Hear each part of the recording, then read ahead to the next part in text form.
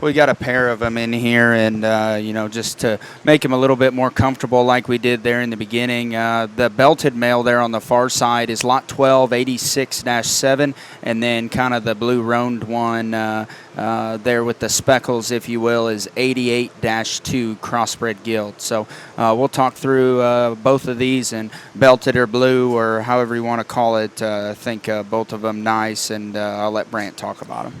Yeah, I'll start talking the belted one. That's 86.7. That would be a blue buckle JoJo. We just talked about his litter mate sister earlier for being, maybe not being the shapeliest up high, and then we dropped this boar out here, and boy, he's got all kinds of shape up high, and yet he's got the same kind of feature and build as his litter mate sister, just a stout featured, I think just smooth, kind of a muscled, good rib boar out here.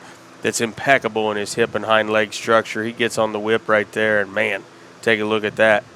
Yeah, I mean, that's a Show Bear Deluxe there from the side. Height to length ratio checks out. Feature checks out. Head shape checks out.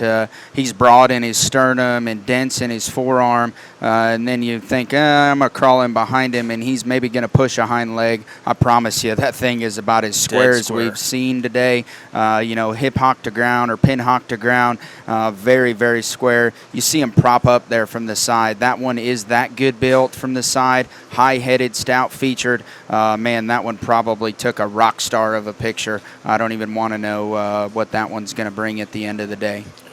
Yeah, just no holes kind of a pig, and when he gets his head up there, he just looks like an easy feed. When take him home, put him on feed, be done.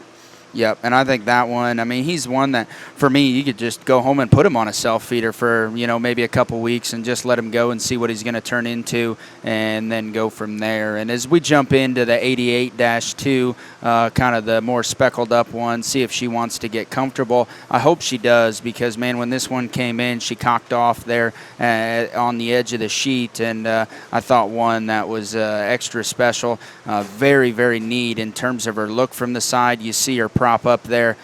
Brant, her hind leg is huge relative to size, and she's got a great proportion.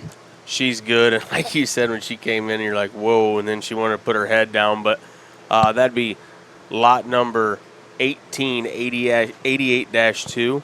She's a blue buckle, Believe in Me, so a little old school on the bottom side, but I know Darren's pretty fond of them Believe in Me sows, and he used him hard there when he wasn't so popular, and that gilt's got a skinny head and a big rear hind leg, and I think a lot of interesting pieces in her, really proportional.